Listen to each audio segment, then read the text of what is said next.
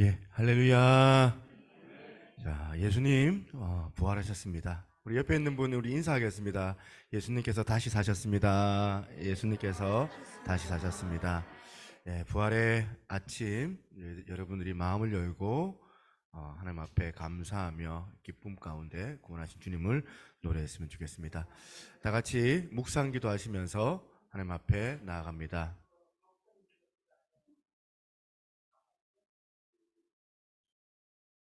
함께 사도신경 하시며 신앙 고백 드립니다.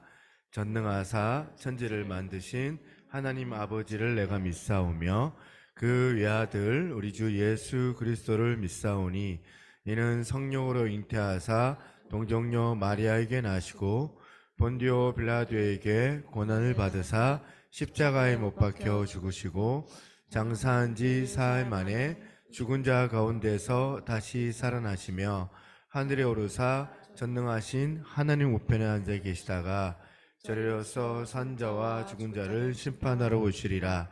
성령을 믿사오며 거룩한 공효와 성도가 교통하는 것과 죄를 사하여 주시는 것과 몸이 다시 사는 것과 영원히 사는 것을 믿사옵나이다. 아멘. 할렐루야. 생명의 주가 되시며 승리하신 그 부활하신 주님을 찬양합시다.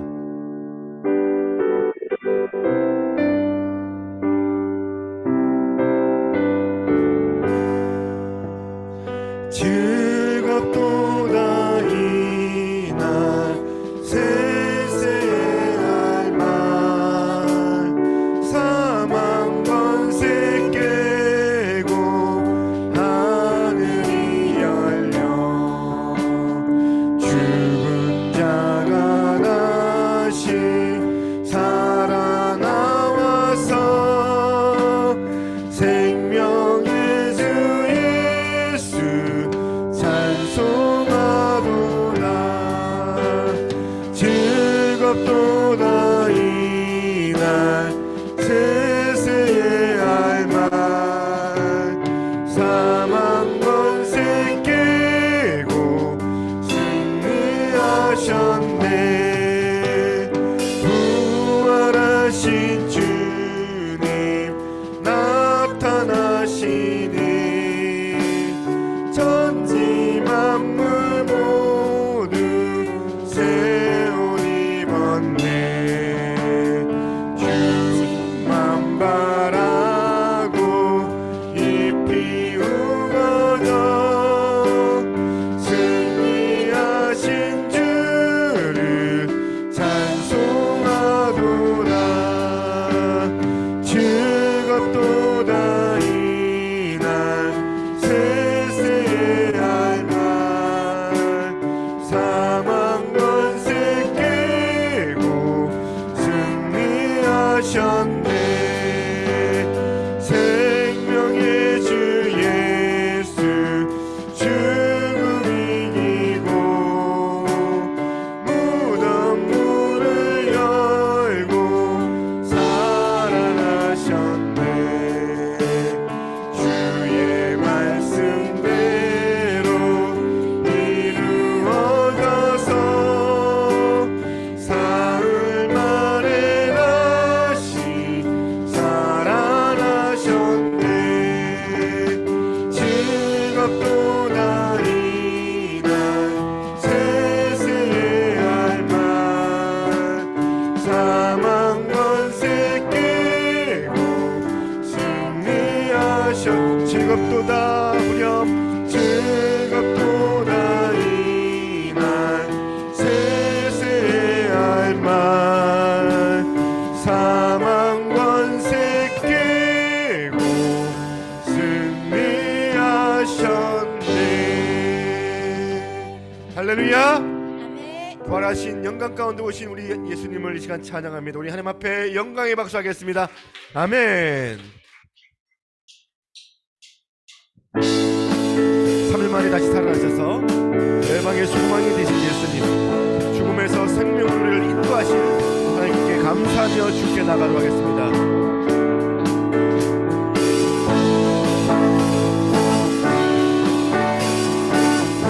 예수 열방의 소망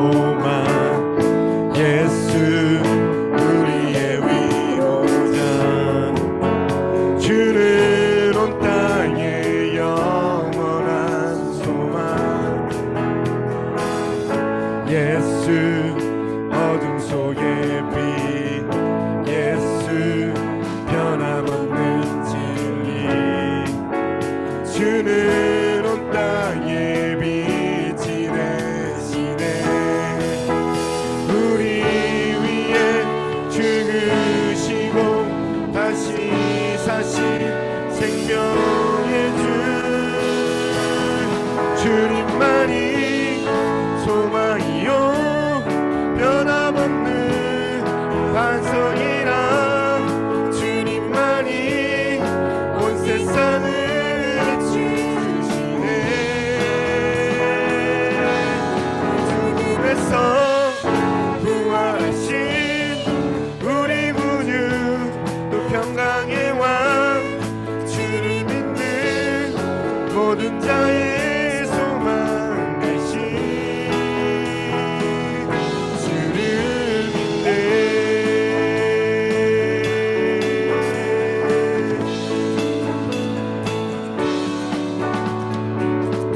예수 열방의 소망 예수 우리의 위로자 주는 온 땅에 영원한 소망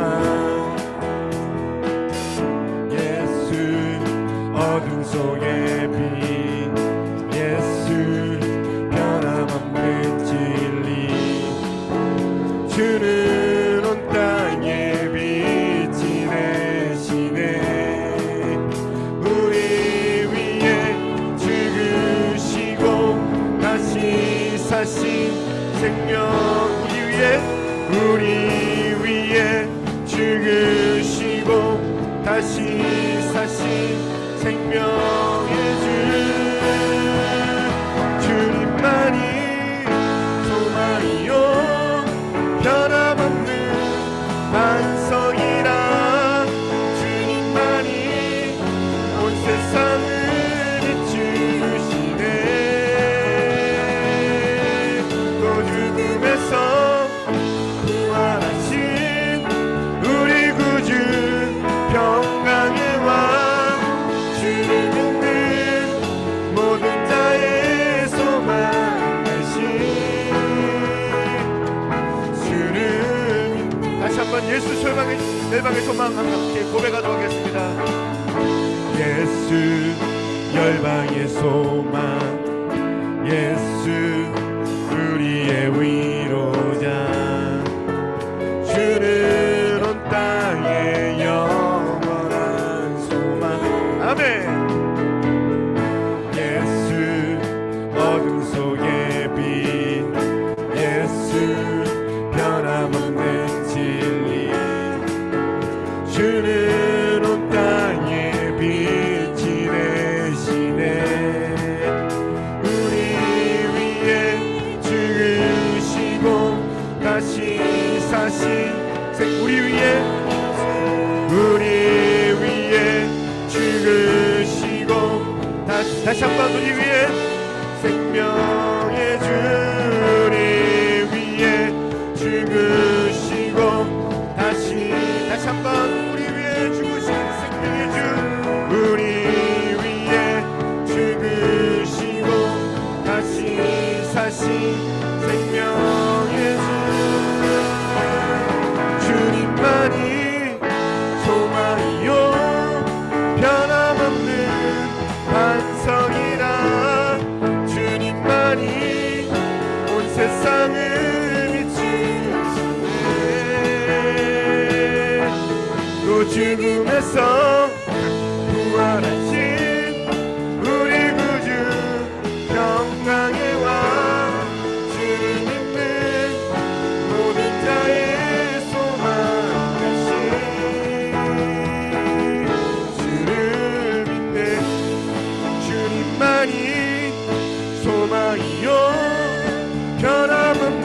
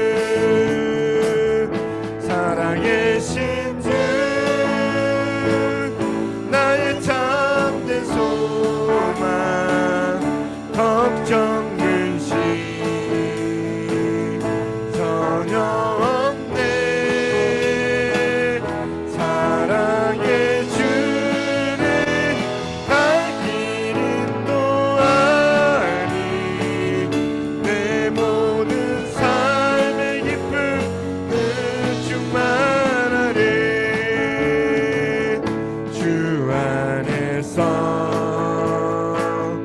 거듭난 생명 도우시니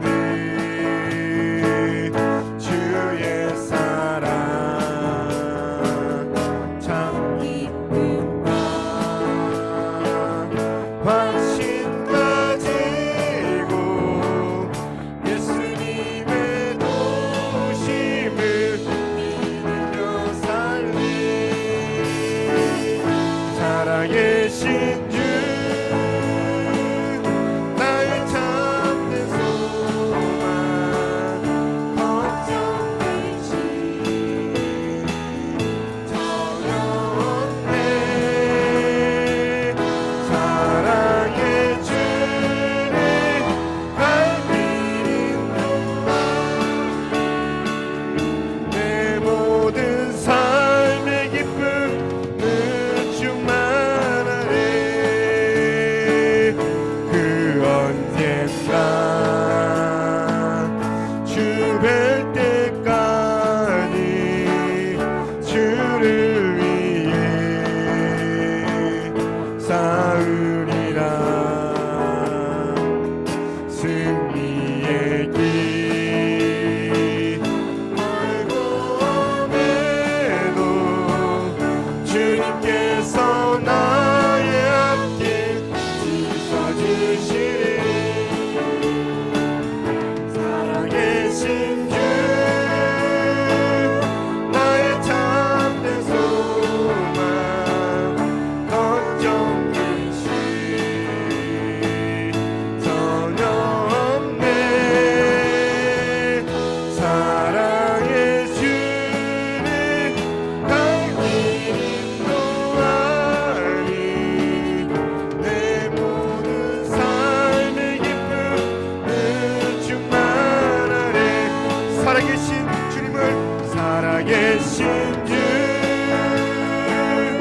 나의 참된 소망 걱정되시 전혀 없네 사랑의 주를 갈기는 동안이 내 모든 삶의 기쁨은 충만하네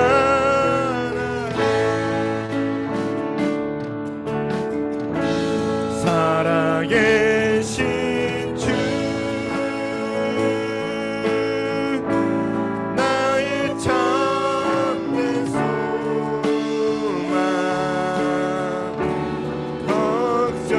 걱정되시 전혀 없네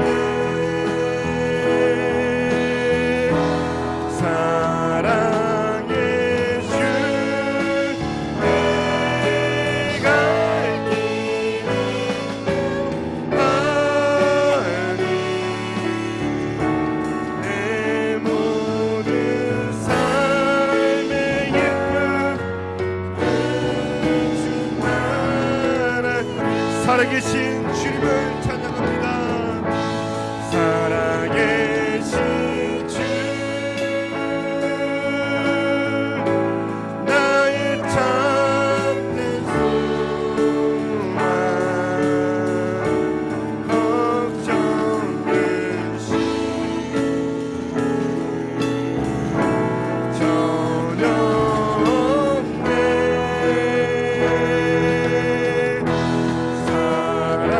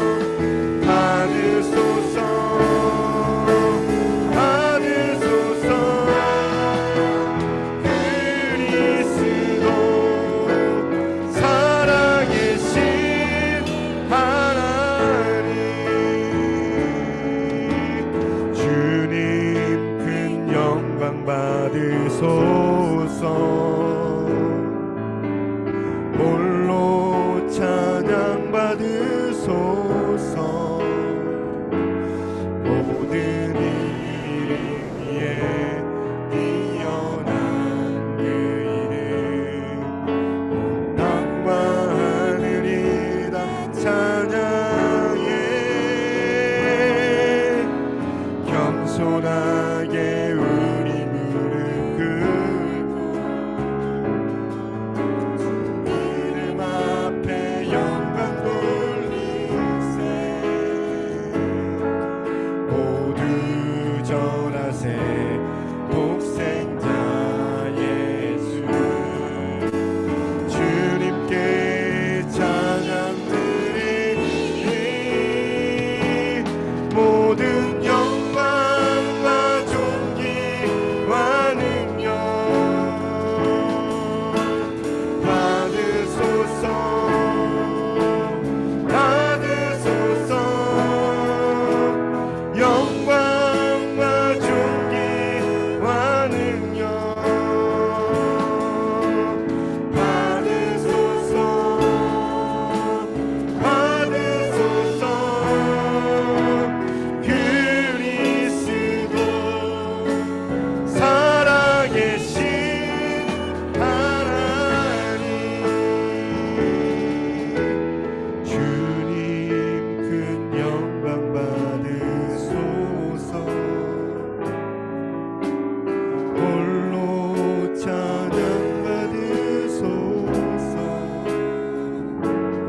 모든 이름 위에 뛰어난 그 이름, 온 땅과 하늘이 다 찬양해. 겸손하게 우리 무릎 꿇고 주 이름 앞에 영광 돌리세. 모두 절하세. 독생자 예수 주님께 찬양 드리니 모든 영광과 존귀와 능력 받으소서. 받으소서. 영광과 존귀와 능력 받으소서. 받으소서. 그리스도 살아계신 하나, 모든 영광과 존귀와 능력 받으소서. 받으소서. 영광과 존귀와 능력 받으소서. 받으소서. 그리스도 살아계신 하나님, 그리스도 살아계신 하나. 다시 한번. 그리스도 살아계신 하나님.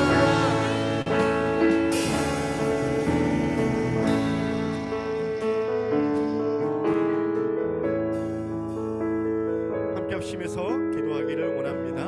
우리 예배를 주여 받아주시고 오늘은 특별하게 주님의 그 부활하심을 기념하는 부활주일 감사 예배로 하나님 앞에 온전히 올려드립니다.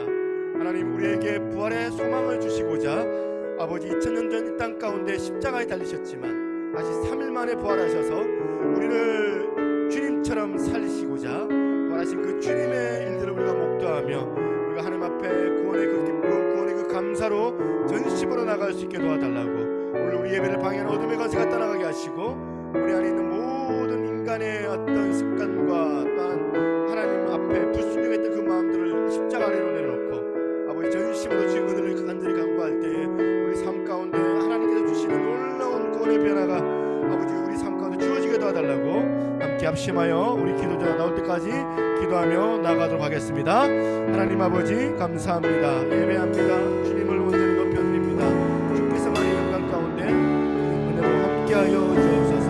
주의 권능이 우리 가운데 충만하게 나타나는 거룩한 시간 되게 도와주옵소서. 예배 가운데 주님만을 온전히 높여드리는 감사하고 그 말씀 주신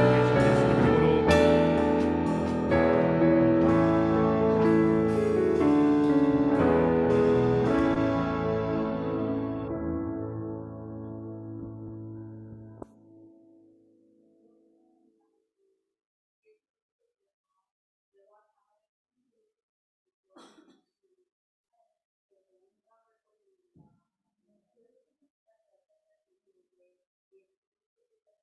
이름으로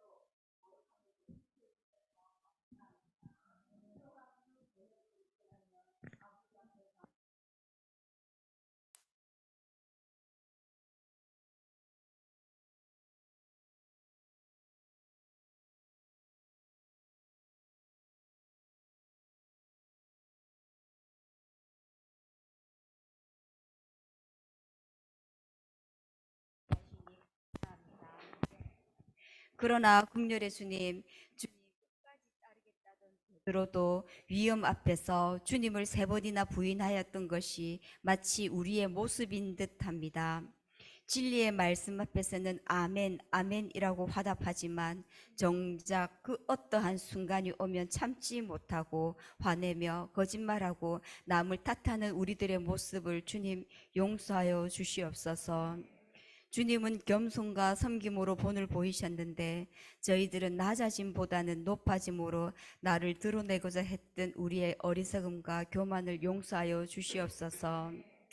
예수님이 십자가에서 죽으심으로 우리에게 새 생명을 주시고 새로운 길을 열어주셨사오니 이제는 우리는 딱딱한 마음과 굳은 마음 생각은 벗어버리게 도와주시옵시고 새 마음과 새로운 은혜를 우리 모두에게 덧입혀 부어주시옵소서.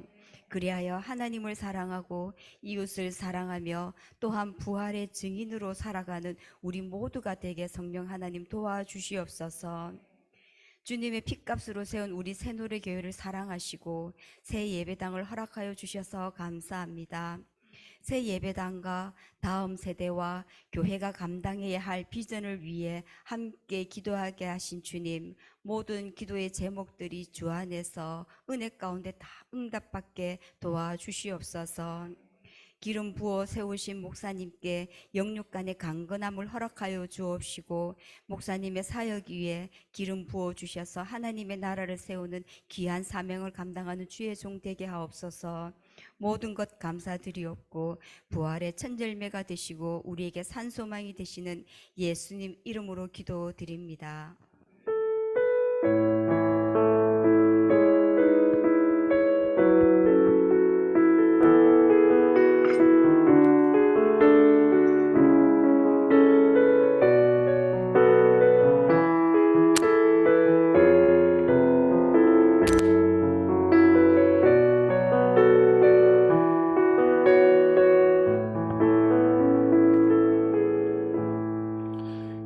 할렐루야. 하나님 말씀 같이 한번 보겠습니다. 요한복음 21장입니다.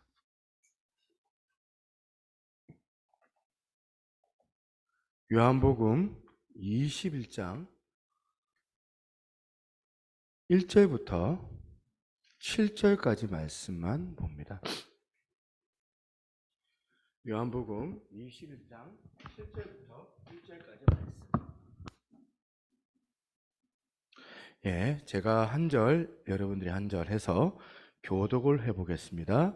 시작. 그 후에 제가 읽겠습니다. 그 후에 예수께서 디베랴 호수에서 또 제자들에게 자기를 나타내셨으니 나타내신 일은 이러하니라.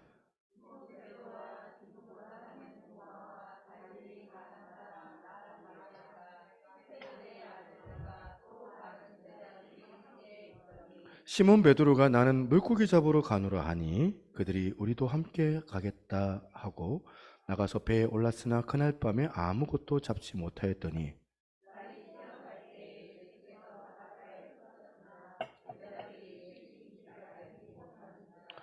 예수께서 이르시되 얘들아 너희에게 고기가 있느냐 대답하되 없나이다.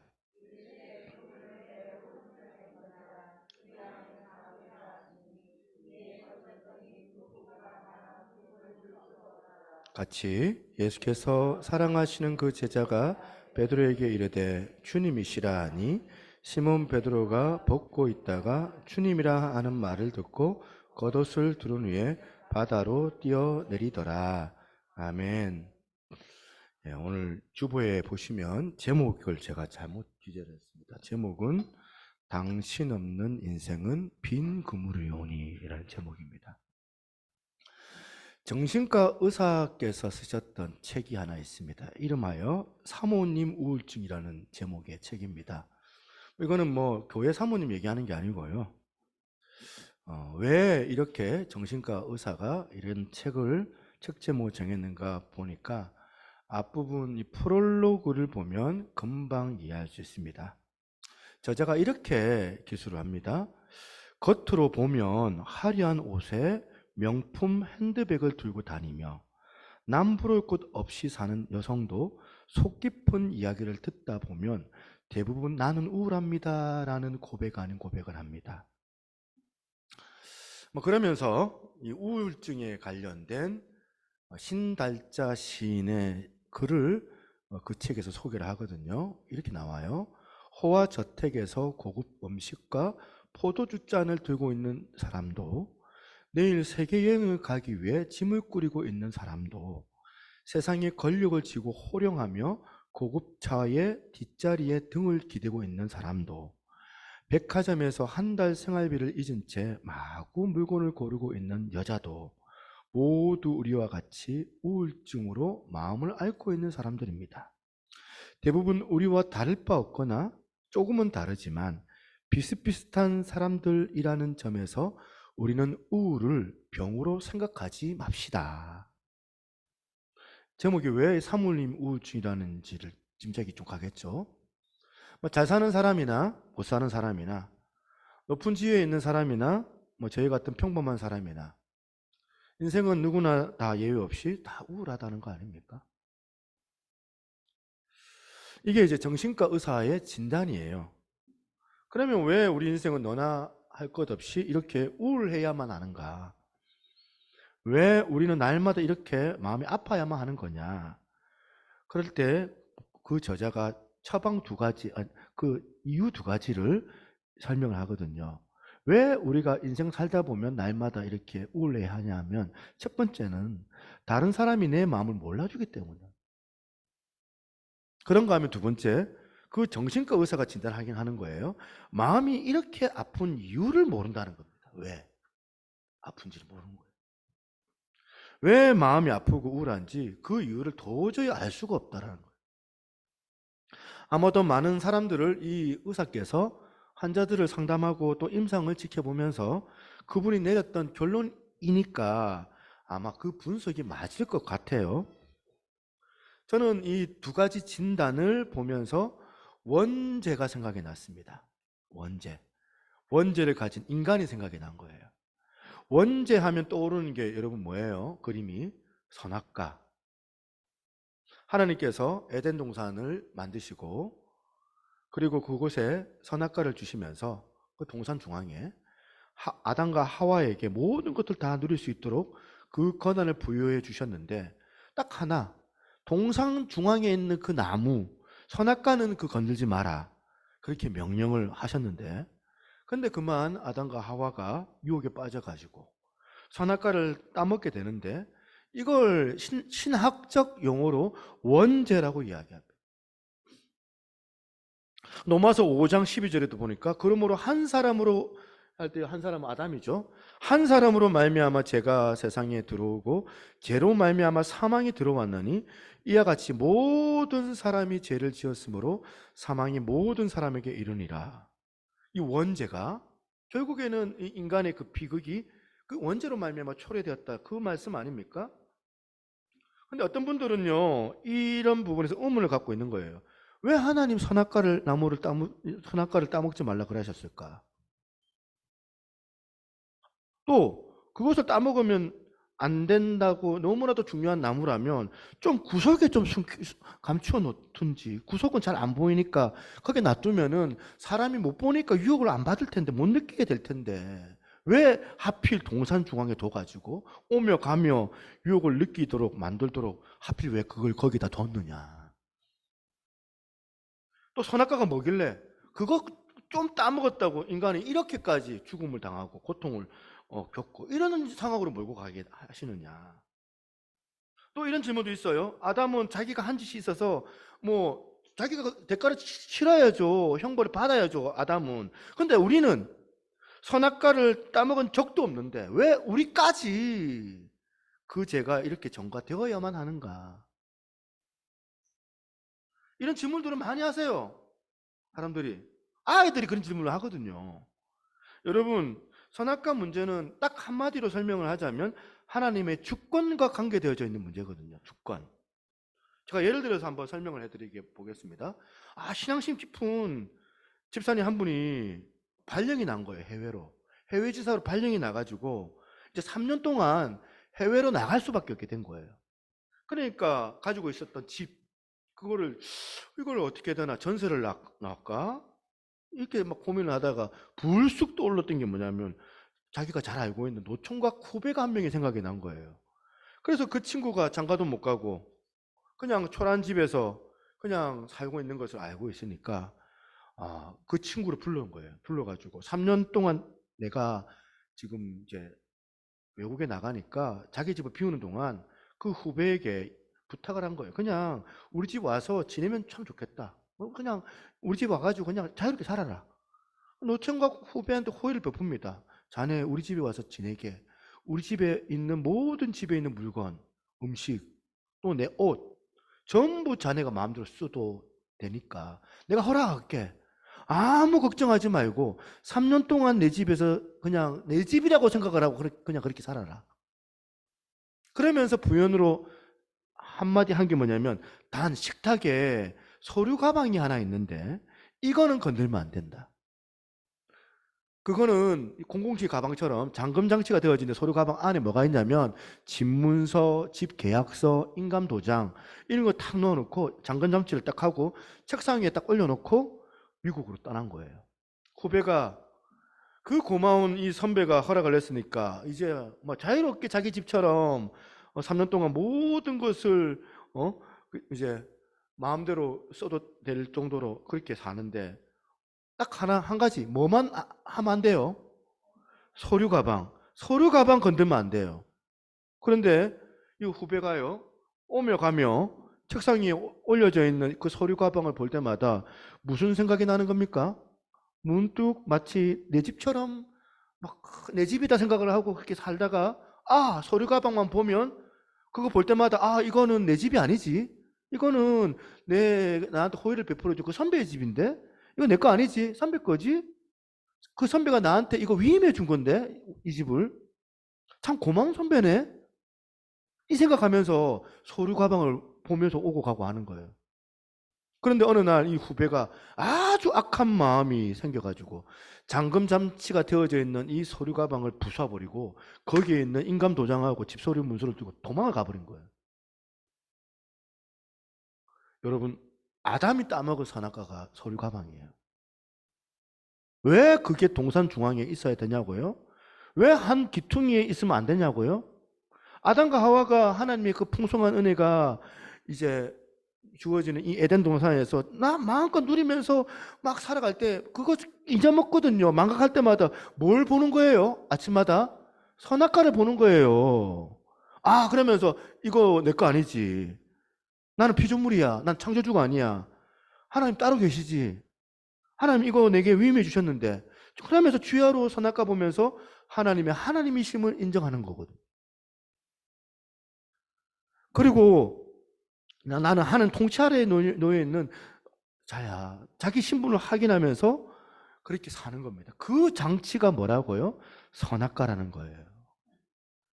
그런데 여러분, 선악과를 따먹었다는 거는 먹음직스러운 그런 과일을 따먹었다 그런 게 아니에요. 그건 뭐냐면 하나님께 대한 반역이거든요. 뭐로 제가 이 근거를 말씀으로 이렇게 들 수 있느냐? 창세기 3장 1절부터 5절을 한번 보겠습니다. 보면 그 선악과를 따먹는 과정을 이렇게 묘사하고 있습니다. 그런데 뱀은 여호와 하나님이 지으신 들짐승 중에 가장 강교하니라. 뱀이 여자에게 물어 이르되 하나님이 참으로 너희에게 동산 모든 나무의 열매를 먹지 말라 하시더냐? 여자가 뱀에게 말하되 동산 나무의 열매를 우리가 먹을 수 있느냐? 있으나 동산 중앙에 있는 나무의 열매는 하나님의 말씀에 먹지도 말고 만지도 말라. 너희가 죽을까 하노라 하셨느니라. 뱀이 여자에게 이르되 너희가 결코 죽지 아니하리라. 그 다음 보세요. 너희가 그것을 먹는 날에는 너희 눈이 밝아져 하나님같이 되어 선악을 알 줄 하나님이 아십니다. 요지가 뭐예요? 뱀이요, 저거 따먹어라. 선악과 따먹으면 네가 하나님 된다. 뭐하러 하나님 밑에 있느냐? 네가 하나님 되면 되지. 반역해라. 너도 하나님처럼 될 수 있어. 선악과를 따먹었다는 의미가 바로 이거예요. 그래서 그게 맛있는 과일을 먹고 안 먹고 그게 아니고, 그러면 많은 분들이 갖고 있는 질문이 다 해결이 됩니다. 저는 안 먹었습니다. 나는 아담 아닌데 내가 언제 따먹었습니까? 여러분께 묻겠습니다. 진짜 여러분 안 따먹었습니까? 여러분 내면의 주인이 하나님이세요? 아니면 여러분 내면의 주인이세요? 여러분은 하나님의 그 통치를 받기를 기뻐하십니까? 우리 내면에 이 선악과를 허물어뜨리는 그런 인생이 혹시 아닙니까, 여러분은? 그래서 여러분, 아담과 하와가 하나님께 반역해서 하나님의 그 다스림을 거부하고 계도를 이탈해가고 내가 내 인생의 주인이다. 내가 내 인생을 영위할 수 있다. 그렇게 선포하고 하나님과 독립해 떨어져 나가면서 생겨난 게 뭘까요? 하나님 중심의 삶이 아니라 철저히 자기 중심적인 삶을 사는 거예요. 그래서 마틴 루터는요, 원죄는 하나님에 대한 인간의 탐욕이다. 이렇게 정의를 내렸습니다. 여러분, 지금 우리가 겪고 있는 모든 이 대한민국 사회에서 드러나고 있는 그 사건, 사고들, 그 모든 비극들이 다 여기서 출발을 하는 거거든요. 하나님의 그 다스림을 거부하고 하나님의 손발을 내가 다 묶어버리고 내 마음에 묶어버리고 내가 내 인생의 주인이라는, 내가 내 인생을 영위할 수 있다고 하는, 그래서 그 탐심에 선악과를 따먹는 결과가 이런 이 사회적인 비극들, 여러분 가정 안에 그 비극들 초래했다는 그 사실을 잊어서는 안 되는 거예요. 청년 때 가끔 제가 노래방에 갔거든요. 노래방에 가면 가끔씩 불렀던 노래가 있습니다. 내 인생은 나의 것. 이런 노래 아시죠? 계속 이 노래가 이제 반복해가지고 이제 가사가 나오거든요. 이게 반복하니까 이 가사가 애워질 정도예요. 내 인생은 나의 것, 내 인생은 나의 것, 그냥 나에게 맡겨 주세요. 누가 따라 하시는데? 네. 이 두 가지를 뒤에 가사를 바꾸면서 계속 반복하는 이 노래거든요. 앞부분은 같아요. 내 인생은 나의 것, 내 인생은 나의 것, 그냥 나에게 맡겨주세요. 그리고 그 다음 반복하는 뒤에 나온 가사가 뭐냐? 내 인생은 나의 것, 내 인생은 나의 것, 나는 모든 것 책임질 수 있어요. 여러분, 이게 우리 아이들, 사춘기 애들 키워보면 딱 이거잖아요. 아빠는 간섭하지 말라는 거예요. 엄마, 내 이제 다 컸으니까 내 인생은 내 거라니까 건들지 마세요. 내게 맡겨달라는 거예요. 내가 할 수 있다고. 그 다음 항상 모든 것 책임질 수 있어요 라고 말하는데, 여러분 우리 애들이 진짜 책임지던가요? 책임질 수 있던가요? 아이들한테 맡겨놨더니 책임지던가요? 애들이? 잘하던가요? 우리 모두가 다 이 선악과를 파괴하고 나서 하나님 앞에 항변하는 메시지가 딱 두 가지예요. 하나님 간섭이 싫다는 거예요. 건들지 말라는 거예요, 나를. 왜 내가 내 본능대로 사면 되는데 내 본능대로 못 살게 하느냐는 거예요. 내 인생은 내 건데 그냥 내게 맡겨주시면 좋겠는데, 그리고 난 뭐든지 책임질 수 있는데, 우리 모두가 다 이렇게 하나님 앞에서 사춘기 애 같아요. 아까 그 사모님 우울증이란 책, 여러분 왜 정신과 의사가 모든 인생이 다 우울하다고 그랬냐고? 제가 아까 설명해 드렸잖아요. 다른 사람들이 내 마음을 몰라주기 때문이라고 그렇게 이야기하잖아요. 왜 사람들이 그렇게 내 마음을 몰라줍니까? 반대로 그러면 여러분들은 상대방의 마음을 알아줍니까? 우리 모두는 재성을 가지고 있기 때문에 선악과를 파괴하고 난 다음에 내 안에 이 아집, 내 성에 갇혀가지고 나만 위하는 존재가 된 거예요. 그래가지고 전혀 남의 아픔에 대해서 관심이 없어요. 다른 사람 아픔에 대해서 공감을 못해요. 우리가 하나님과 멀어지고 있다는 그 증거 중에 하나가 바로 이거예요. 공감을 못해요. 상대방을 향하여서 남의 아픔을 공감할 수 없는 이 비극, 자기 성 안에 갇혀가지고 있는 거 아닙니까? 그런가 하면 두 번째, 아까 또 한 가지 뭐라고 했어요? 왜 이렇게 우리 마음이 아프고 우울한데 내 마음이 왜 그런 이유를 모르겠다는 거예요. 아픈 이유를 모르겠다.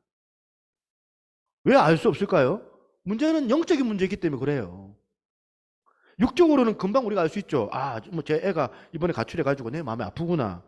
병을 만났는데, 병이 찾아왔는데 아프고, 병 때문에 그거 바라보면서 병원 다니는 거 보면서 육적으로 아프네? 이런 건 다 알 수 있어요. 근데 알 수 없는 아픔. 아무 문제가 없는 것 같아 보이는데, 집안에. 요즘에 아픈 마음이 있는 거는 왜 그럴까요? 영적인 문제라서 그래요. 내 마음에 이 선악과가 병들어서 그런 거예요. 자, 이런 맥락에서 저는 하나 여러분에게 의견을 묻고 싶습니다. 여러분의 내면 세계는 어떠신가요? 여러분의 마음밭에는 하나님이 그 마음밭 중앙에 세워두신 선악과가 건재하고 있습니까? 그래가지고 여러분 아침 저녁으로 오고 가면서 그 마음에 선악과를 되새기면서 나는 내 인생이 주인이 아니고 하나님이 내 인생의 주인이다, 이런 선포가 있습니까? 나는 창조주가 아니야. 나는 피조물에 불과해. 그래서 나는 창조주 하나님의 그 다스림이 필요한 인생이야. 그걸 계속 되뇌이고 있습니까?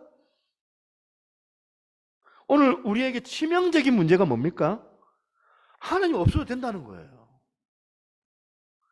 브레이크가 고장이 났는데 끝간데 없이 우리는 탐욕을 향하여서 달려가고 있는데, 탐욕을 향해서 달리면서 늘 또 일 터지면은 하나님 찾는 거예요. 하나님 찾으면서 하나님 왜 침묵하시냐는 거예요. 자녀 교육하면서 하나님께 분노를 터뜨리는 대부분의 교회 다니시는 학부모님들의 상황들이 다 이런 거 아닙니까? 왜 우리 애만 대학 떨어졌느냐? 왜 예수 믿는 옆집에 그 애는 공부 잘해가지고 시험 잘 봐가지고 좋은 대학 합격했는데 우리 애는 왜 떨어졌느냐는 거예요. 그러면 묻습니다. 여러분 진짜 하나님께 그 아이를 의탁하고 의뢰했습니까? 내 가정의 주인이 호주인 내가 돼가지고, 내가 내 마음의 주인이 돼가지고 내가 하고 싶은 대로 세상에서 나가는 그 논리대로 내가 그렇게 따라가고 있는데, 주일날 고3이 무슨 교회 가냐, 독서실 가야지. 하나님 천천히 믿어도 돼. 자기 방식대로 다 키워놓고는 실패하면 하나님 탓하는 거예요. 왜 안 도와주시냐는 거예요, 하나님께서. 여러분, 그런 도와달라는 기도를 여러분 해보긴 했습니까? 오늘 우리 내면에 이 선악과를 복구시켜야 되는 거예요. 저는 이런 관점에서 오늘 본문을 한번 보셔야 되는데, 오늘 본문 요한복음 21장 1절을 말씀이 이렇게 시작합니다. 같이 읽어보겠습니다. 시작. 그 후에 예수께서 디베랴 호수에서 또 제자에게 자기를 나타내셨으니 나타나신 일은 이러하니라. 여기 보니까요, 그 후에라는 말씀으로 지금 시작하는데, 그 후에라는 게 왜 강조가 되는 걸까요? 이게 3절에 보면 그 베드로의 행동이 너무 어이가 없고 기가 막힌 행동을 하니까 1절 그 후에 그 전에 무슨 일이 있었냐를 말해주고 싶은 거예요. 저자가 요한복음 20장에 그 이야기가 나오는데 20장에 보니까 부활하신 예수님께서 베드로를 만나 주신 거예요. 베드로뿐만이 아니라 막달라 마리아도 만나 주시고 도마도 만나 주시고 또 많은 제자들을 만나 주십니다. 그리고 난 다음에 그 이후에 베드로가 또 그 제자들이 부활하신 주님을 만나고 그것을 만나는 그 일어난 이후에라는 이런 뜻이에요. 그런데 놀랍게도 부활의 주님을 만났는데 베드로가 특이한 행동을 합니다. 3절에 보니까 시몬 베드로가 뭐랍니까? 나는 물고기 잡으러 가노라. 감격적인 부활의 주님을 이미 만났잖아요, 베드로가. 만나고 난 다음에 그 다음에 했던 선언이 이거예요. 시몬 베드로가 나는 물고기 잡으러 가겠노라. 무슨 말이냐면 옛날로 다시 돌아가겠다는 거예요, 옛날로. 여러분, 이게 말이 됩니까? 이게 드라마 쓰더라도. 세상에 부활하신 주님을 눈으로 직접 목도했던 베드로가 대체 무슨 일이 있었길래 다시 옛날로 돌아가겠다고 얘기를 할까요? 여기에 많은 해석이 있지만 저는 이거를 좀 인간적으로 한번 상상을 좀 해봤습니다. 베드로가 왜 다시 나는 물고기 잡으러 가겠다고 얘기했을까요? 왜 그랬을까요? 처음에 베드로가 20장이죠. 20장에 이 부활하신 주님을 만날 때만 하더라도 아마 막 뛸 듯이 기뻤을 거예요. 너무 가슴이 터질 것 같고 감격하고 막 그랬을 거예요, 베드로가. 그런데 그 부활하신 주님 만났던 그 감격이 갑자기 싸늘하게 식어져 버리게 만들었던 그 트라우마가 뭘까? 이거 상상력이에요. 여기에 베드로에게 무슨 일이 일어났을 것 같습니까? 갑자기 주님 앞에서 막 마음이 차가워졌어. 부활하신 주님을 대면하고 나니까 겟세마네 동산에서 주님 십자가 지시기 전에 그렇게 요청했잖아요. 그 베드로와 제자들한테 깨어서 기도하라. 시험에 들지 않게 기도하라. 부탁하고 부탁하셨는데 그때 막 그냥 막 주님 말씀을 무시하고 막 깊이 막 잠에 빠져 있는 자신의 그 연약한 모습이 떠올랐던 것 같아요. 또 무슨 생각이 떠올랐을까요? 주님이 십자가라는 그 고난의 자리에 나아갈 때 베드로가 몇 번 저주해요, 예수님을? 3번. 주님을 저주하고 욕까지 하면서 부인했어요. 3번씩이나. 그 모습이, 그 장면이, 자기가 했던 경험이, 주님을 부인했던 그 장면이 자꾸 떠올라지는 거 아닙니까? 그래도 베드로가요, 아주 하구잡이고 의리나 의협심, 남달리 강한 그런 사람 아닙니까? 그런 베드로가 도무지 자기 행동이 용납이 안 되는 거예요. 자기가 생각을 해봐도. 그 모습이 자꾸 떠오르니까 부활하신 주님을 만나고 나서 막 트라우마 같은 게 막 자꾸 떠오르는 것 같아요. 차라리 막 부활하신 주님 대면하지 않았다면, 안 만났다면 그냥 그거 적당하게 잊고 그냥 적당하게 살아갈 수 있을 것 같은데 부활하신 주님을 만나고 나서 자꾸 자기 그 상처가 막 드러나니까 견딜 수가 없는 거예요. 저는 그런 상상을 또 해봅니다. 왜 이런 상상을 하냐면 이게 오늘 저와 여러분의 모습이거든요. 베드로 같은. 여러분, 우리가 이 중에 부활하신 예수 그리스도를 베드로처럼 경험한 분들이 한두 명이겠습니까? 저와 여러분의 경험 가운데 이 베드로 같은 경험이 한두 번이겠습니까? 여러분 왜 우울합니까? 맨날 그렇게 여러분 우울하다, 염려스럽다, 걱정된다, 낙심된다, 상처받았다. 왜 그렇게 합니까? 맨날 그렇게 자기를 자책하고 죄책감에 빠져가지고 그래서 그런지 그 반응은 또 역반응이 일어나가지고 온통 남을 향하여서 막 보면 적나라하게 까고 비판하고 손가락질하고 맨날 정죄하고 왜 우리는 그렇게밖에 살 수 없을까요? 그건요 베드로처럼 그 신앙생활 초점이 부활하신 주님에게 초점이 맞춰져 있는 것이 아니고 부활하신 주님을 기뻐하고 부활하신 주님으로 소망을 느끼는 쪽으로 신앙의 물꼬가 트여지는 것이 아니고 모든 신앙의 초점이 누구에게로? 자기 자신에게로 향해 있기 때문에 그런 거예요. 이게 사실 인간의 그 재성 아닙니까? 우리 안에. 베드로가 그날 모든 책임을, 모든 것이 내게, 내 중심에서 자꾸 자기에게로 몰두하니까, 주님 중심으로 가야 되는데 자꾸 자기 중심으로 몰두하게 되니까 무슨 부작용이 일어납니까? 부활하신 주님을 몰라도 이 베드로가 너무 모르는 거예요, 지금. 그래서 여러분, 어떤 책에서 보니까 비참한 인생을 사는 비결을 가르쳐 주더라고요. 이렇게 살면, 왜 이걸 가르쳐 주는지 모르겠는데, 혹시 여러분들 가운데 나는 참 비참한 인생 살고 싶어 이러면서 비참한 인생을 살고 싶은 분들은 잘 들으세요. 이렇게 하면 비참해집니다. 이 비결이 이렇대요. 비결이 이래요. 내 자신에 관해서만 생각해라. 내 자신에 관해서만 얘기해라. 가능한 한 나라는 말만 사용해라. 칭찬받기를 기대해라. 지나치도록 당신 자신을 사랑해라.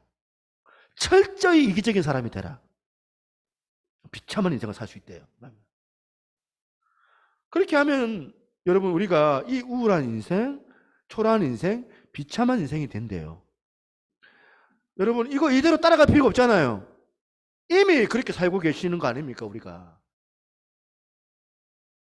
엄청나게 나에게만 집중하고 내 성 쌓고 나만 위하여서, 나를 위하여서 칭찬을 받기를 갈망하다 보니까 우리 내면이 이렇게 힘들어지는 것 아니겠냐는 거예요.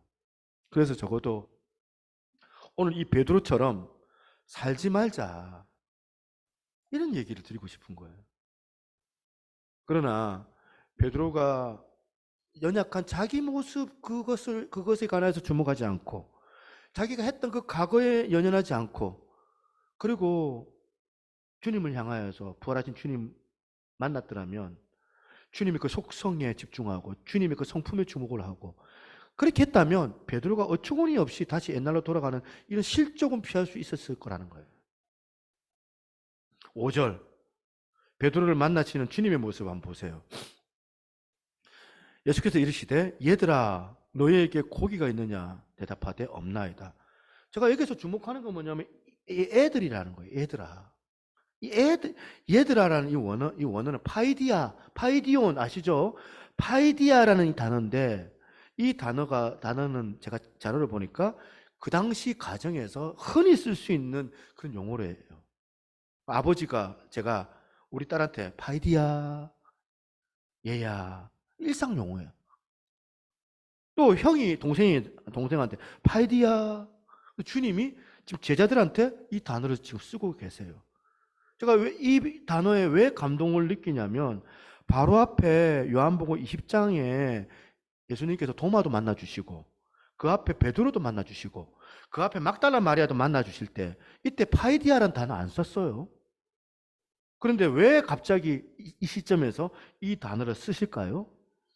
주님께서는 시편에 나와 있는 그 표현처럼 아비가 자식을 불쌍히 여긴 같이, 또 연약해가지고 옛날로 돌아가고 고기 한 마리 잡지 못하는 그런 영육간의 결핍함을 누리면서도 그것에 관하여서 생활하고 있는 베드로를 보면서 마음이 아프신 거예요.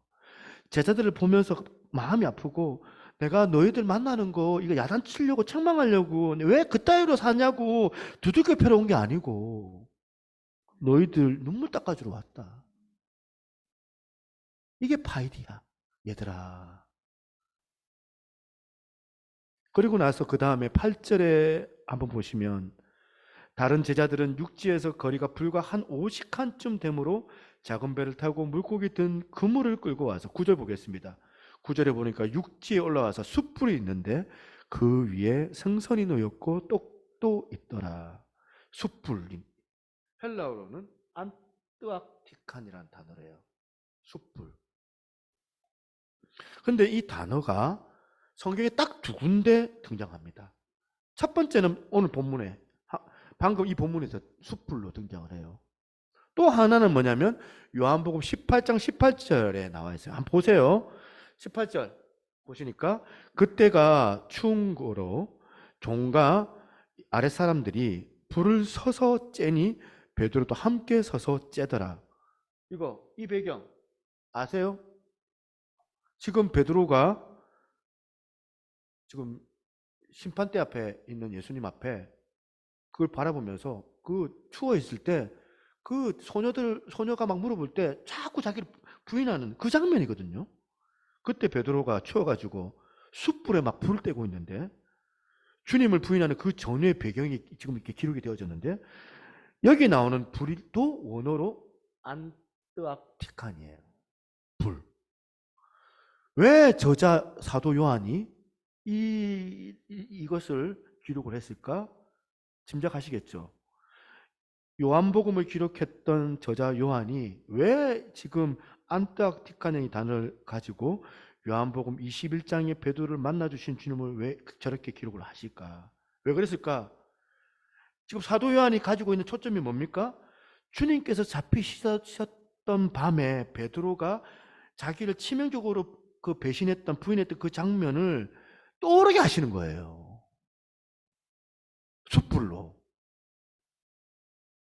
예수님께서 시청각으로 베드로에게 자각하기를 원하시는 거예요. 그 다음에 15절에 이렇게 말씀하십니다. 그들이 조반 먹은 후에 예수께서 시몬 베드로에게 이르시되 요한의 아들 시몬아 네가 이 사람들보다 나를 더 사랑하느냐 하시니 이르되 주님 그러하나이다. 베드로가 얼마나 눈물이 났겠습니까? 네가 나를 사랑하느냐? 주님 사랑합니다. 그러니까 예수님 또 말씀하시는 거예요. 베드로야, 네가 나를 사랑하느냐? 예, 주님 사랑합니다. 3번, 네가 나를 사랑하느냐?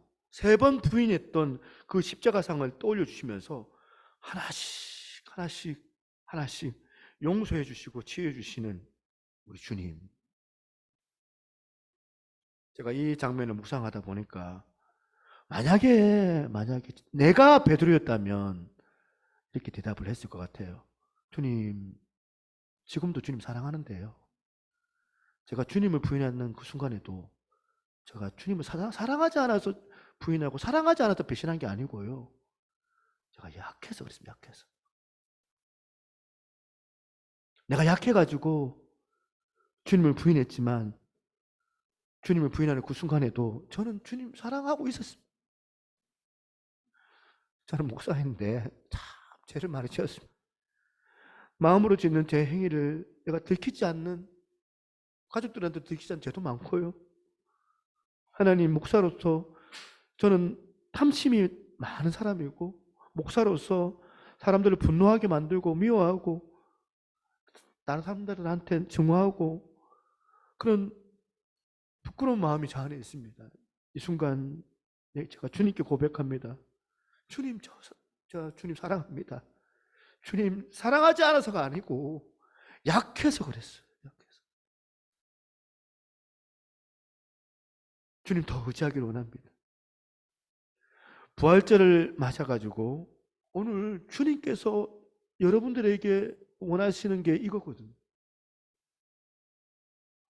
내 가정에 선악과를 무너뜨렸던 부끄러운 부모로서의 나, 목사로서 하나님 앞에 하나님만 의지하지 않고 내 의지대로 이끌고 탐심이 자리 잡고 있었던 본능으로 꿈틀거렸던 나. 그런데 주님, 이것을 주님께서만이 복구시켜 주시고 회복해 주실 유일한 거라. 그 비결이 있다면 주님을 사랑하는 것이 비결인 줄로 믿습니다. 당신 없는 인생은 빈 그물의 요원이라는 묵상 기도집인데 저도 이것도 은혜 받고 저도 이제 인용을 한 거거든요. 저자가 오혜령 씨인데 누구인지를 인터넷에 검색해 보니까 이렇게 나오더라고요. 오혜령, 그는 한 시대를 풍미했던 스타 작가였다. 시는 그에게 너무 많은 것을 주었다. 여러에게 나눠줄 수도 있는 것을 그에게만 허락했다. 이화여고 연세대 영문과를 졸업하고 64년, 65년 중앙일간지 신춘문예에 잇따라 당선되었다. 연극, 영화, 예술상, 신인상, 연극대상도 수상했다. 76년에 36살의 나이로 세계 언론인 작가 대회 사무총장에 뽑히기도 했다. 누릴 수 있는 거 다 누린 거 아닙니까? 자기를 스스로 고백하기를 자기는 너무 잘 나가는 인생이라서 선악과 다 따먹어버리고 하나님 없이 자신이 잘 살 수 있다는 그 자신감으로 살았대요. 그런데 여러분, 이 사람이 36세 때 그 젊은 나이에 세계 언론이 주목하는 작가의 사무총장으로 뽑혀지는 절정을 누렸는데 하나님께서 이 자매를 사랑하셔서 끝간데 없이 달려가는 그에게 브레이크를 거신 거예요. 2년 뒤에 38살에 말기 암 진단을 받은 거예요. 수술도 포기할 수밖에 없을 정도로 온몸에 암세포가 퍼져가지고 그 절망적인 상황 가운데 항암 치료를 2번인가 하고 의사가 이제 2손 2발 놓는 거죠. 더 이상 안 된다. 그래가지고 이제 병원에서도 치료도 포기하고 무작정 집으로 돌아가는데 그분의 그 표현으로 투병 과정에서 나는 부활하신 주님을 만났다. 그 고백을 하는 거예요. 부활하신 주님이 나를 만나주시고 그리고 나서 자기 인생이 바뀌었다는 거예요. 그래서 그분이 썼던 책 제목이 당신 없는 인생은 빈 그물이오니. 그 책에 이런 시가 있더라고요. 제가 이제 이건 다시 제가 뽑아봤습니다. 잘 들어보세요. 당신 없는 생의 호수에 그물을 던지고 물고기를 잡히기를 바랐던 지난 날들은 죽은 시간이었습니다. 오 주님, 이제 당신께서 그물을 채워주소서. 그러면 저는 비로소 살 것입니다. 인생의 가장자리에 서 계신 부활의 주님, 당신 없이 한평생 수고해 보아야 우리 인생은 빈 그물이옵니다. 비록 저희 인생의 가장자리에 서 계신 당신을 지금 당장 알아차리지 못한다 하더라도 저희의 계획을 가감하게 포기하고 당신께 대한 신뢰 속에서 새로 시작하려는 각오가 설 때 저희 행위의 방향과 성취가 부여됩니다. 당신은 가장자리에 계시지만 늘 저희에게 그물을 이렇게 혹은 저렇게 던져라 분부하고 계시기 때문입니다. 날마다 호숫가에서 저희를 기다리시는 당신을 바라보게 하옵소서. 이분이 부활하신 주님을 영접하고 내면에 무너졌던 그 선악과 나무가 복구되고 나서 깨달은 게 뭡니까? 하나님 없이 잘 나갔던 내 삶, 하나님 없이 영광을 누렸던 내 삶, 하나님 없이 성공가도를 달리는 그 모든 것들이 영안을 열고 보니까 그게 다 빈 그물이라는 거예요. 허상이라는 거예요, 허상. 그래서 책 제목이 뭐냐면 당신 없는 인생은 빈 그물이오니. 네. 결론을 내리고자 합니다.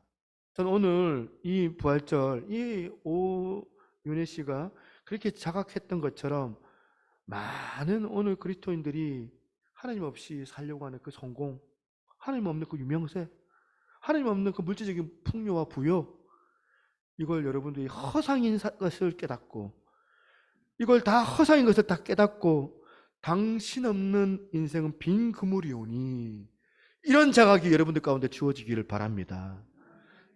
부활절날 우리 내면 세계가 무너진 선악과가 복구되는 영적인 그 사건을 경험하는 저와 여러분 되시기를 주님의 이름으로 축원합니다. 아멘. 같이 한번 찬양하겠습니다. 우리 찬양할 때 우리 부활하신 주님 생각하면서 내 눈 주의 영광을 보내 함께 찬양하도록 하겠습니다.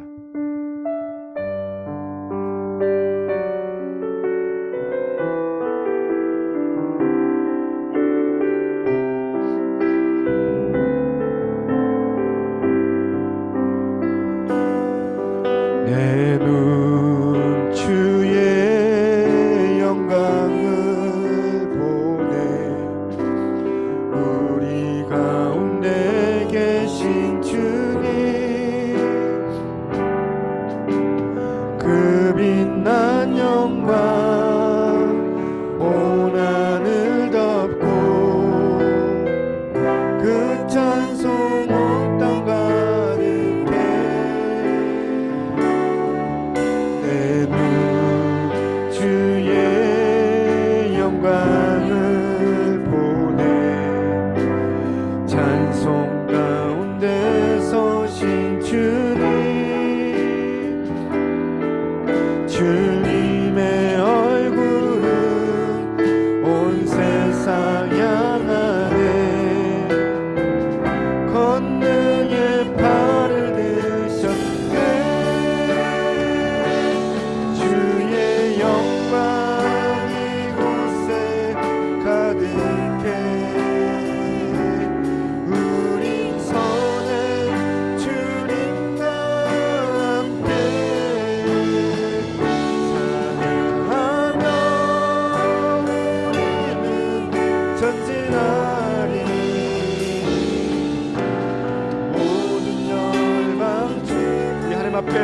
향해 주님께 두 손들과 함께 찬양하겠습니다. 내 눈 주의 영광을 보내 우리 가운데 계신 주님 그 빛난 영광 온 하늘 덮고 그 찬송 온 땅 가득해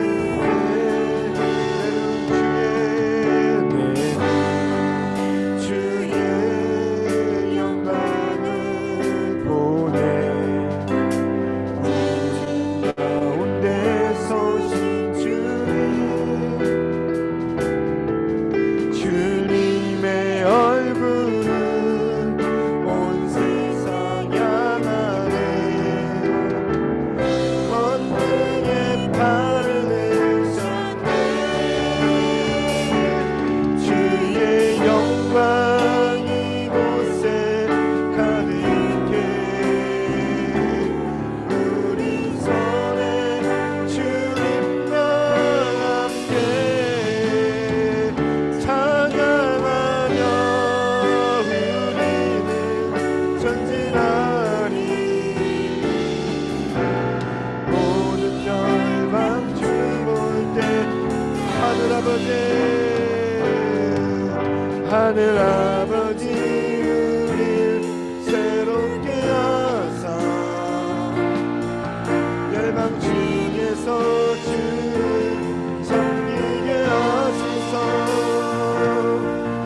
모든 나라 일어나 찬송 부르며 영광의 주님을 보게 하소서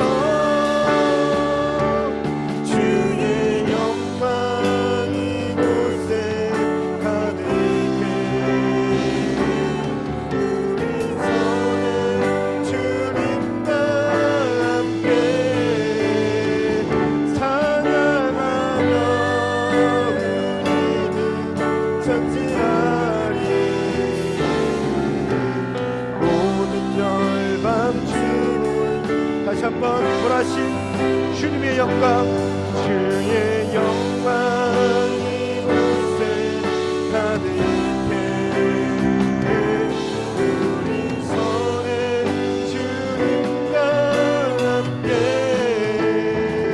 찬양하며 우리는 전진하리 모든 열방 주볼 때까지 찬양하며 우리는 전진하리 모든 열방 주볼 때까지 내 중심의 삶보다 주님을 위한 삶 내가 때로는 주님을 배반하고 제약 가운데 호적될 때도 주님은 찾아오시고 저에게 묻습니다. 너는 나를 사랑하느냐? 예, 주님, 제가 약해서 그렇지 주님 사랑하지 않는 건 아닙니다. 오늘 우리가 어렵고 고난이 있다 할지라도 다시금 회복해 하실 그 비결은 주님 사랑하는 그 마음, 그 회복이 우리 가운데 있어야 됩니다. 오늘 이 시간 부활의 주님 맞이하면서 참 먼 둥그런 잡는 주님에 대한 이야기가 아니라 나와 함께 하시고 나의 연약함을 알고 계시는 그 주님께서 오늘도 우리와 함께 동행하고 계시는데 내가 주님 사랑합니다. 내가 연약하지만 아버지 하나님 내가 약해서 그런 거니 주님 저를 도와주시고 주님 더 의지할 수 있는 마음 주옵소서. 함께 이 시간 부활하신 그 주님을 생각하면서 주님 앞에 기도하며 나아가도록 하겠습니다. 좋으신 하나님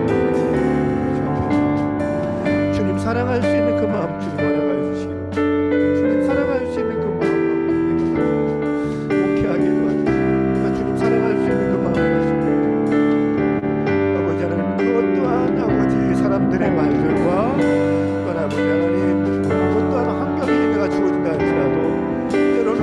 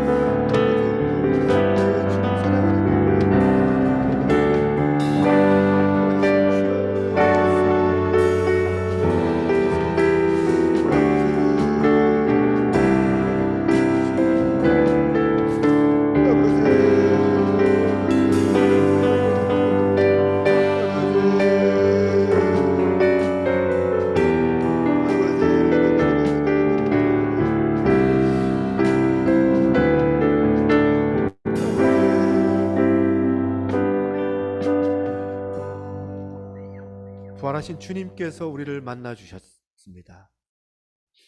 베드로가 주님 만났을 때 오히려 트라우마가 생겨서 마음이 다치고 마음이 식어져서 자신의 이전의 그 옛 생활로 돌아가려고 할 때, 그럼에도 불구하고 주님께서 포기하지 아니하시고 찾아오셔서 숯불로 고기를 구워주시고 떡을 먹여주시고 많이 먹이시고 난 다음에, 배부르게 하시고 난 다음에 베드로에게 요한의 아들 시몬아, 네가 나를 사랑하느냐?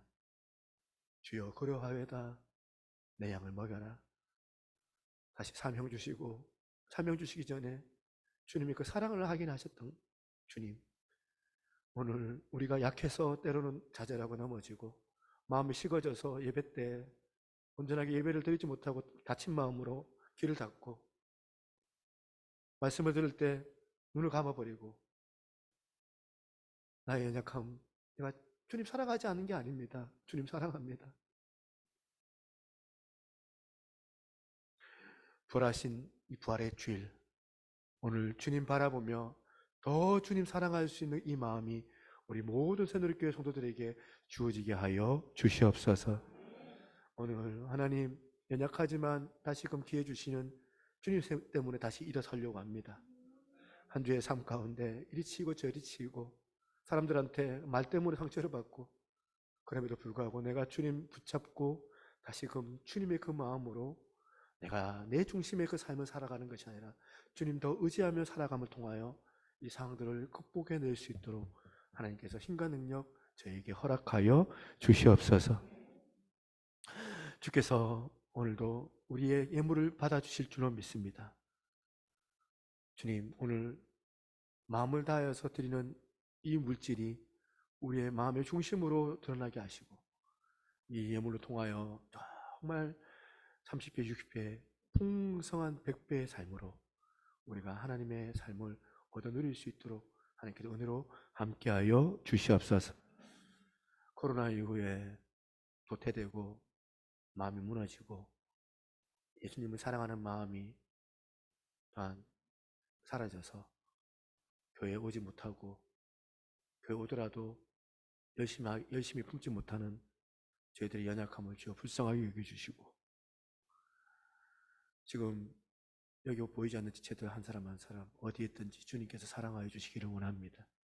그들 아버지, 기회가 됐을 때 주님께서 오라 요청할 때 주님, 제가 주님 사랑합니다 하면서 돌아올 수 있도록 하나님께서 우리 사랑하는 귀한 지체들 긍휼히 여겨주시고, 가정에 있는 우리 자녀들, 우리 남편, 우리 가족들, 우리 그리고 내가 품고 있는 우리 친구들, 이웃들, 아버지, 우리가 쉬지 않고 포기하지 않고 기도하는 자리에 나아가게 하여 주시옵소서. 감사드렸고 이 모든 말씀 살아계신 예수님 이름으로 기도드리옵나이다. 아멘. 네, 강구하겠습니다. 4월 암송 구절을 우리 같이 한번 읽어보도록 하겠습니다. 이거 한 달 지나면 다 외운다 생각하시고 같이 한번 읽어봐요. 시작. 이와 같이 성령도 우리의 연약함을 도우시나니 우리는 마땅히 기도할 바를 알지 못하나 오직 성령이 말할 수 없는 탄식으로 우리를 위하여 친히 간구하시느니라. 로마서 8장 26절 말씀. 아멘. 네, 할렐루야. 예수님께서 죽음을 이기시고 부활하셨습니다. 예배 후에 돌아가실 때 별거 아닌데 어제 우리 전사님들하고 모여가지고 뭐 달걀도 이제 제가 그냥 뭐 구운 달걀 그냥 사서 합시다 했는데, 아유 그래도 삶아야죠. 그래가지고 이제 삶아가지고 이제 포장하고 이렇게 정성을 다 해가지고 그래도 준비를 했는데, 별거 아니지만 여러분 정성이 담겼다 생각하시고 부활절 선물 하나씩 받아가시면 좋겠다 싶습니다. 예. 릴레이 금식기도 제가 이제 삽질을 넣었는데 어떤 분들은 일주일만 하는 거 아닙니까? 이렇게 생각하더라고요. 일주일만. 그게 아니고 성전 이전 때까지 동참을 해달라고. 이제 지난 주간에 이제 고난 주간이었기 때문에 당연히 우리가 금식하는 것 같다 했는데, 그래서 제가 뭐 여기 보시면 이거 너무 가한데 이러면 이제 그 지우시고 제출해 주세요. 지우시고. 네, 일주일에 한 번만 하겠습니다 하시는 분도 있을 거 아니에요. 해주시고, 한 번인데 나는 일주일 내에 할 거예요 하면서, 아침 금식 늘 할 겁니다 하면서 아침 금식에다 이름 다 적어주시면 됩니다. 그렇게 해서 제가 계속 문자를 보내죠. 월요일부터 금요일까지 문자 확인하시고 여러분들 금식을 이제 하나님 앞에서 하시면 좋겠습니다. 하시고, 여러분들의 관심과 기도밖에 없는 것 같아요. 기도하지 않으면은 어떻게 우리가 큰 일을 해낼 수가 있겠습니까? 이 교회 이전이라는 할 수가 있겠습니까? 기도가 필요합니다. 여러분들 기도가 많이 필요하니까 여러분들 기도한다는 어떤 그런 표식이 금식인 것 같아요.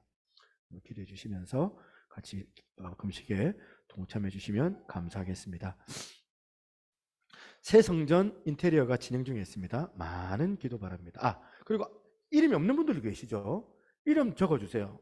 일주일에 한 번이라도, 아침이라도 저녁이라도 한 번이라도 적어주시면 좋겠습니다.